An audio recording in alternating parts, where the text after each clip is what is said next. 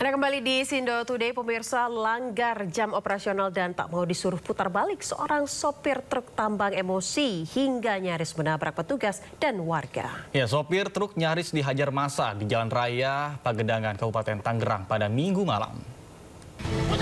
Warga lo pada turun lo, jangan macam-macam sekarang. Belum mau nabrak.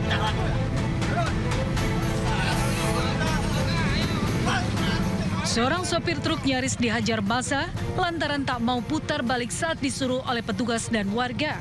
Oh, jangan main gas-gas gitu. Sopir truk yang emosi nyaris menabrak seorang warga yang sedang berjaga, padahal truk tambang ini jelas melanggar jam operasi. Kan pada mau dibalikin.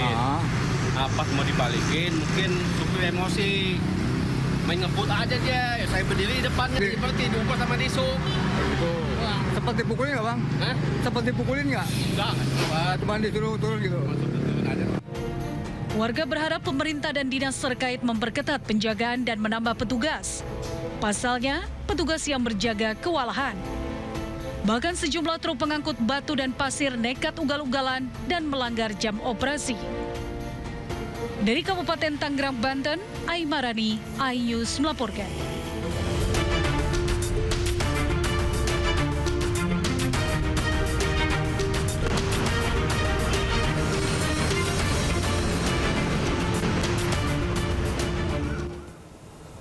Ya pemirsa, selanjutnya kami akan mengajak Anda untuk mengetahui seperti apa pantauan lalu lintas hari ini di sejumlah wilayah melalui pantauan CCTV Korlantas Polri. Dan kita akan bergabung dengan Brigadir Treslinda di studio NTMC Polri. Baik, selamat pagi Brigadir Treslinda, bagaimana pantauan lalu lintas dari sejumlah titik wilayah di Indonesia melalui pantauan CCTV? Silakan. Ya baik, terima kasih rekan saya Nata dan juga Ayah di studio. Dan pemirsa, saya akan mengajak Anda mengupdate informasi arus lalu lintas terkini melalui pantauan CCTV Korlantas Polri. Langsung aja kita awali dari kawasan JPO Tebet, Jakarta Selatan. Di jalur arteri, kendaraan yang akan mengarah ke Cawang dari arah Semanggi masih dalam keadaan relatif lancar. Namun adanya peningkatan volume kendaraan di arah sebaliknya, itu kendaraan yang akan mengarah ke Semanggi, baik itu di ruas tol dalam kota Cawang Semanggi juga mengalami peningkatan, sehingga memang untuk menormalisasi arus kendaraan ke arah Semanggi saat ini sedang diberlakukan sistem kontraflow. Untuk itu kami harapkan dapat mengikuti arahan dan petunjuk petugas kami yang berada di lapangan. Dan sistem kontraflow ini akan berakhir hingga pukul 10 waktu Indonesia bagian Barat. Kita beralih ke CCTV selanjutnya dari kawasan DPR MPR Jakarta Pusat. Arus lalu lintas pagi hari ini dari arah Selipi yang akan mengarah ke Gatot Subroto dalam keadaan ramai cenderung tersendat. Terlihat memang ada peningkatan volume kendaraan, namun tidak menimbulkan kepadatan yang signifikan. Di arah sebaliknya, kendaraan dari arah Semanggi akan mengarah ke Tomang dalam keadaan ramai dan lancar. Meskipun lalu lintas lancar, kami harapkan Anda tetap mematuhi rambu serta marka jalan yang ada, serta selalu berada di jalur yang benar. Kemudian kita beralih ke CCTV selanjutnya dari kawasan Exit Tol Bekasi Barat. Arus lalu lintas dari arah gerbang tol Bekasi Barat yang akan menuju ke Pekayon dalam keadaan ramai dan lancar. Perlambatan kecepatan kendaraan terjadi hanya pada antrian traffic light. Begitupun dengan kendaraan dari Pekayon ataupun Kalimalang yang akan mengarah ke Jalan Ahmad Yani dan juga gerbang tol Bekasi Barat. Dan yang terakhir pemirsa, kita pantau dari Pos Pol Ciawi, Jawa Barat. Arus lalu lintas dari exit tol Ciawi yang akan mengarah ke Karingin saat ini dalam keadaan ramai dan lancar. Kemudian di arah sebaliknya Gadok yang akan mengarah ke Tajur juga dalam keadaan ramai cenderung tersendat dengan dominasi kendaraan angkutan umum yang menaikkan dan menurunkan penumpang di median jalan. Terlihat juga sudah ada anggota kami yang mengatur jalannya arus lalu lintas. Tentunya Anda dapat mengikuti arahan dan petunjuk petugas kami yang berada di lapangan.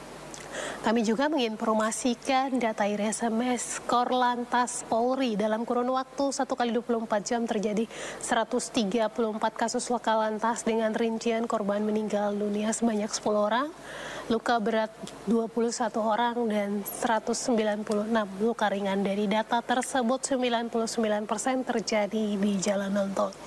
Kami mengucapkan terima kasih kepada pemirsa yang sudah tertib dalam berlalu lintas. Hal ini berkaitan dengan menurunnya angka korban meninggal dunia selama 2 hari, yaitu di hari Sabtu dan hari Minggu.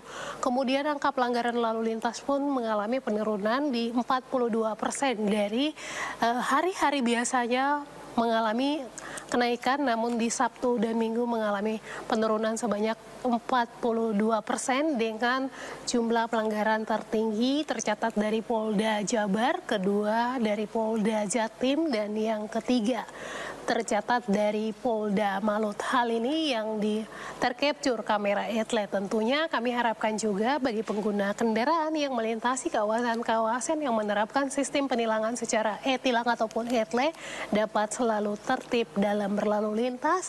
Hal ini untuk menekan angka pelanggaran. Perlu kami sampaikan, pelanggaran adalah awal dari kecelakaan, sehingga mari tertib berlalu lintas untuk mewujudkan lalu lintas yang aman dan juga lancar. Bagi Anda yang akan mengupdate informasi-informasi seputar arus lalu lintas terkini, kami siap melayani di 15169 ataupun melalui SMS center kami di 9119.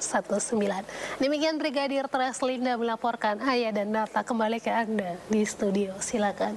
Baik, terima kasih Brigadir Treslinda atas laporannya dari kawasan Semanggi. Maksud kami dari studio NTMC Polri. Selamat bertugas kembali dan salam presisi.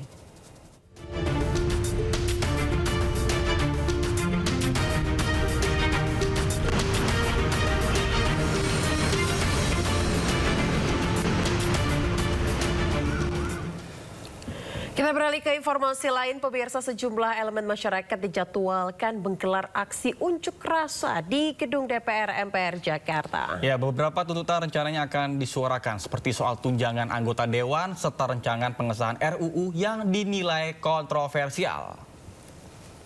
Pesan ajakan untuk menggelar demo di depan gedung Wakil Rakyat masif beredar di berbagai platform media sosial seperti X maupun WhatsApp. Seruan aksi dilontarkan untuk menyuarakan kritik kepada anggota DPR yang dinilai tidak pro rakyat. Rencana ini diinisiasi oleh pihak yang menamakan diri Revolusi untuk Rakyat yang mengajak berbagai elemen masyarakat seperti mahasiswa, buruh, dan petani untuk turun ke jalan. Namun hingga kini belum ada elemen yang mengkonfirmasi akan ikut berdemo di depan gedung DPR MPR Jakarta.